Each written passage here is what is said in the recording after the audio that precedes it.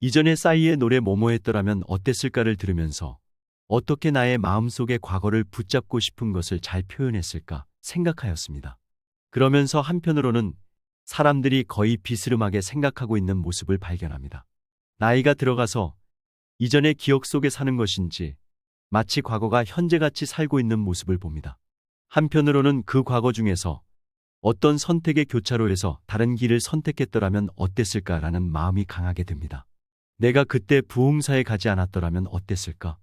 내가 군대를 장기했더라면 어땠을까? 내가 신학대학교를 가지 않았더라면 어땠을까? 내가 포항에 가지 않았더라면 어땠을까? 내가 모교회에 가지 않았더라면 어땠을까? 내가 천중로에 가지 않았더라면 어땠을까? 내가 김모 씨를 만나지 않았더라면 어땠을까? 내가 김모 씨에게 돈을 주지 않았더라면 어땠을까? 이 내용들은 나의 기억 속에서 나만 알고 있는 또 다른 선택지였습니다. 아직도 나의 마음속에 아쉬움이 강하게 남아 있습니다. 한편으로는 이 과거의 또 다른 선택지를 계속 붙잡고 살아가야 하는 문제가 생깁니다. 이 과거를 붙잡고 있으면 타인과 대화 시에 내가 과거에 어땠는데 또는 나이 들어서 주책을 부리는 또 다른 모습으로 보입니다. 혹시라도 혼수 상태에 빠졌을 때 이 내용들이 가장 중요한 유언이 되지 않을까라는 생각도 듭니다. 이 마당에 실타래처럼 얽혀있는 놓치고 싶지 않은 과거의 선택지를 정리할 필요를 느낍니다. 인생은 한 번뿐입니다.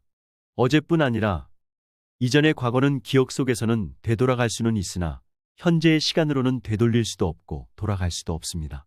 이 과거에 집중하다가 보면 내 안의 에너지가 분산이 되어서 현재와 미래에 그만큼 집중할 수 없습니다. 이전의 선택지에서 뭐뭐 했더라면 어땠을까라는 생각들은 그 결정들이 지금보다 더 나았을 가능성도 있습니다.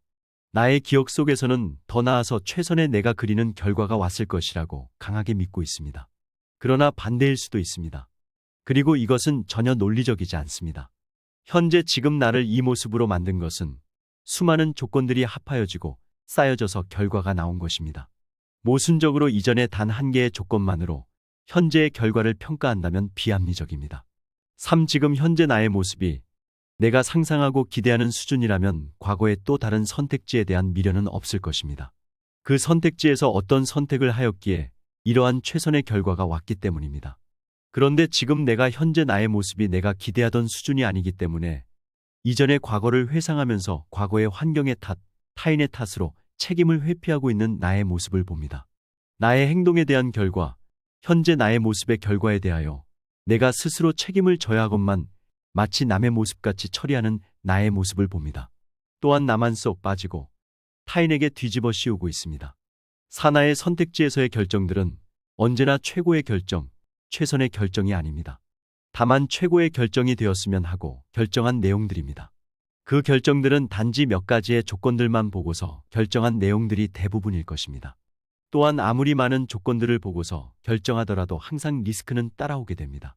어쩌면 이 선택으로 최악의 결과가 나올 수도 있고 내가 전혀 예상하지 못한 방향으로 나아갈 수도 있습니다. 하지만 이 결정으로 인한 결과는 내가 책임을 져야 합니다. 그러나 긍정적인 결과가 나오면 언제나 나의 위대성을 앞세우지만 부정적인 결과가 나오면 나는 뒤로 감추어 놓고서 타인, 환경의 탓으로 돌리는 나의 본성을 봅니다. 역시 아담의 후손은 맞습니다. 유전적으로 겁나 맞습니다. 한편으로는 내가 선택하는데도 익숙하지 않는 모습을 봅니다. 이제 나이가 들어서 어느 정도는 스스로 선택하더라도 아직까지도 마음 한구석 어디에서는 익숙하지 않고 마치 타인이 해야 하는 일인 마냥 기다리고 있는 모습을 봅니다.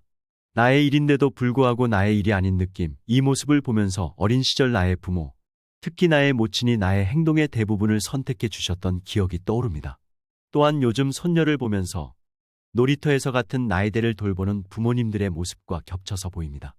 부모들은 자녀들에게 주변의 정보를 주고 자녀들이 스스로 결정하도록 해야 하건만 부모가 또한 자녀의 결정권까지 박탈하여 결정하게 됩니다.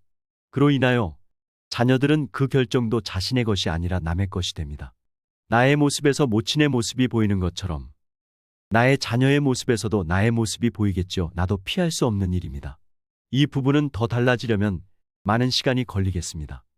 한편으로는 내가 결과에 대한 책임도 익숙하지 않는 모습을 봅니다. 이미 어른이 되었고 나이가 들었는데도 불구하고 책임도 남의 것이라는 부분에 익숙해 있습니다.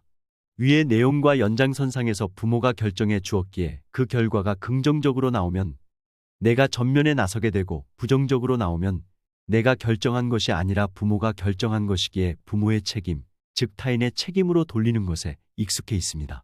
타인같이 살고 있는 나의 모습.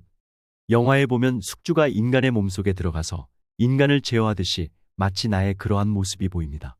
여전히 나는 나의 부모에게서 독립을 못하고 있는 모습, 또한 자녀를 독립시키지 않는 모습을 봅니다. 신라는 오늘, 현재, 여기에 살고 있습니다. 나의 생각은 이 상황에서 가장 나은 결정을 해야 합니다. 그러기 위해서는 많은 정보를 모으고, 파악하고, 결정해야 합니다. 그 결과에 대하여 책임을 지고 결정과 결과의 성취감을 맛보아야 합니다. 이 시간은 다시 오지 않습니다.